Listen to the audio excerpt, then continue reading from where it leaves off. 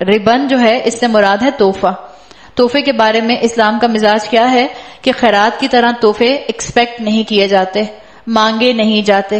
انسان کی جو حیثیت ہو انسان اس حیثیت سے تحفہ دے. انسان سامنے والے کی حیثیت دیکھ کر تحفہ نہ دے، انسان اپنی حیثیت کے مطابق تحفہ دے.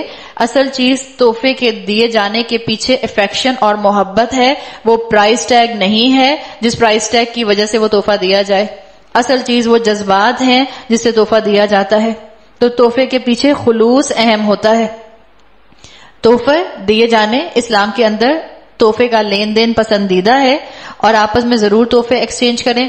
تحفے کے لیے ایک چیز اور بھی خیال رکھیں، مثال کے طور پر آپ نے مجھے ایک تحفہ دیا، اب کیا میں اس تحفے کو آگے کسی کو دے سکتی ہوں؟ جی ہاں، اسلام کا مزاج یہی ہے. آپ نے مجھے تحفہ دے دیا، ہو سکتا ہے میں اسے آگے کسی کو دے دوں. صحابہ کے بارے میں آتا ہے بعض مرتبہ ایک تحفہ کسی صحابی نے دیا ایک صحابی کو، اس کے بعد وہ تحفہ ان صحابی نے کسی اور کو دیا، ان صحابی نے کسی اور کو دیا، ان صحابی نے کسی اور کو دیا، اور واپس یہ انہی کے پاس پہنچ گیا جنہوں نے فرسٹ ٹائم دیا تھا. تو انہوں نے ناراضگی کا اظہار نہیں کیا اس کے اوپر کہ لوگ میرے تحفے کی قدر بھی نہیں کی، میرے تحفے کو استعمال بھی نہیں کیا. نہیں، آپ نے جو تحفہ دے دیا، لینے والے نے اس کی قدر آپ کے جذبات سے لے لی، آپ کی محبت کا اس کو اندازہ ہو گیا. تو تحفے کو سود بنا کر نہیں دیا جاتا، تحفہ قرض کی شکل میں نہیں ہوتا، نہ تحفے کو ایکسپیکٹ کیا جاتا ہے. بچے برتھ ڈیز کیوں کرتے ہیں؟ زیادہ لوگوں کو بلائیں، زیادہ فرینڈز کو بلائیں. کیوں؟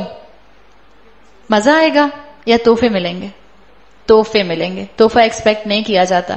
بعض گھرانوں میں، اب تو شاید نہیں ہوتا، ایک دور میں ایسا ہوتا تھا کہ جب شادی بیاہ کے موقع ہوتے تھے اور وہ جو لوگ تحفہ دیا کرتے تھے، وہ تحفہ بھی کیا ہے؟ ہمارے گردنوں کا ایک طوق ہے جس کو ہم سلامی کے نام پر دیتے ہیں. اسلام میں اس کا کوئی کانسیپٹ نہیں ہے. آج بھی آپ اپنے آپ کو اس طوق سے آزاد کر سکتے ہیں. کوئی فرض نہیں ہے کہ آپ جب جائیں گی تو ضرور دلہا یا دلہن کو سلامی دیں گی. آپ گفٹ کسی وقت بھی دے سکتی ہیں، ضروری نہیں شادی کے موقع پر دیا جائے. ہم نے کیونکہ ملنا جلنا ویسے ہی چھوڑ دیا، ہماری ملاقات ہی شادیوں کے اوپر ہو رہی ہوتی ہے یا کسی کے انتقال کے اوپر ہو رہی ہوتی ہے، تو ہم کہتے ہیں بعد میں کون ملے گا، چلو شادی کے موقع پر ہی دے دیتے ہیں. تو یہ جو سلامی کو ایکسپیکٹ کیا جاتا ہے یہ بڑی غلط بات ہے. اس کا اسلام سے کوئی تعلق نہیں ہے، گردنوں کے طوق ہیں. اور پھر لفافے کے اندر کیا رکھنا ہے وہ بھی انسان دیکھتا ہے سامنے والے کے حساب سے.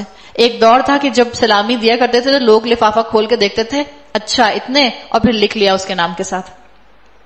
اور لکھتے کیوں تھے؟ لکھنے کا مزاج کیا تھا؟ کیا بڑا کوئی فارغ بیٹھا ہے حساب کتاب کرنے کے لیے؟ لکھنے کا مزاج یہ ہوتا تھا تاکہ جب ہم ان کے گھر شادی پر جائیں گے تو ہم اتنا ہی لوٹائیں گے، اس سے زیادہ نہیں دیں گے یا اس سے کم نہیں دیں گے، اتنا ہی کم سے کم لوٹانا ہے ہمیں. یہ مزاج ہوتا تھا. تحفہ کیا بن گیا؟ تحفہ بوجھ بن گیا، تحفہ طوق بن گیا، تحفہ اسر اور اغلال کی کیٹیگری میں آ گیا. اسلام اس چیز کو پروموٹ نہیں کرتا. تحفے کا معاملہ سودی معاملہ نہیں ہونا چاہیے. تحفہ جو ہے وہ بھیک کی طرح مانگا نہیں جاتا. ہمارے بچوں کے اندر ایک یہ چیز بھی ٹینڈنسی ڈیولپ ہو گئی عیدی کے بارے میں. بری بات نہیں ہے، لیکن بچے اتنی عیدی ایکسپیکٹ کرتے ہیں، اتنی عیدی کہ وہ امیجن کر رہے ہوتے ہیں کہ اس عید پر تو اتنے پیسے جمع ہو جائیں گے، اماں یہ دیں گی، ابا یہ دیں گے، خالہ یہ دیں گی، پھپھو یہ دیں گی، پھپھا یہ دیں گے، خالو یہ دیں گے. یہ مزاج پسندیدہ نہیں ہے. تحفہ ایکسپیکٹ نہیں کیا جاتا.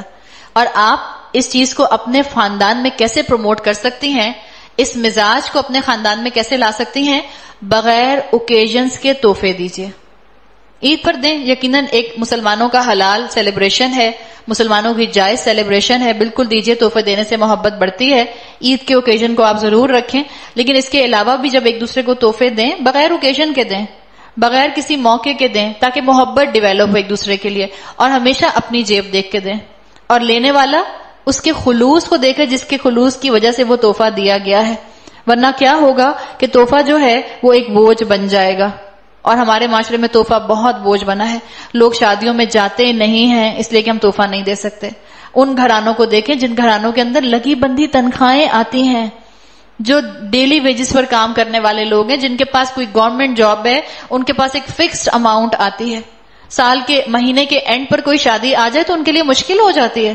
تو کیا قرضہ لے کر تحفہ دیں گے؟ بغیر تحفے کے بھی شادی میں جایا جا سکتا ہے. کسی کے گھر تحفہ لے کر جانا اچھی بات ہے، لیکن کوئی فرض نہیں ہے کہ جب تک ہم ہاتھ میں کچھ لیں گے نہیں ہم کسی کے گھر جا نہیں سکتے.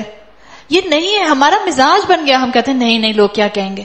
پھر وہی بات، لوگ کیا کہیں گے؟ کیا بن گئے ہم، پیپل کانشیس یا گاڈ کانشیس؟ People conscious. ہم اس لیے تھوڑی کہتے ہیں کہ نہیں ہم تحفہ ضرور لے کر جائیں گے، نہیں اللہ کے رسول صلی اللہ علیہ وسلم نے تحفہ کی لین دین کو پسند کیا. ہم کہتے ہیں نہیں اچھا نہیں لگتا نا، برا لگتا ہے. پہلی دفعہ جا رہے ہیں، ایک تو پہلی دفعہ جا رہے ہیں تو برا لگتا ہے، آخری دفعہ جا رہے ہیں تو برا لگتا ہے، باہر سے آئے ہیں تو برا لگتا ہے، واپس جا رہے ہیں باہر سے تو برا لگتا ہے. بس تحفے جو ہیں وہ ہم نے ایک قرضی معاملہ بنا لیا ہے، سود کی طرح تحفے ہمارے سروں پر سوار رہتے ہیں. ہم محبت کے ساتھ تحفے نہیں دیتے، ہم مصیبت کے ساتھ تحفے دیتے ہیں. جب آپ کی جیب اجازت دے آپ تحفہ دیں، جب آپ کی جیب اجازت نہ دے آپ تحفہ نہ دیں. اور اس چیز کو رواج ڈالیں، اس چیز کو واپس ریوائیو کریں. شادیوں کے اوپر مت لے کے جائیں تحفہ. اس سے کیا ہوگا؟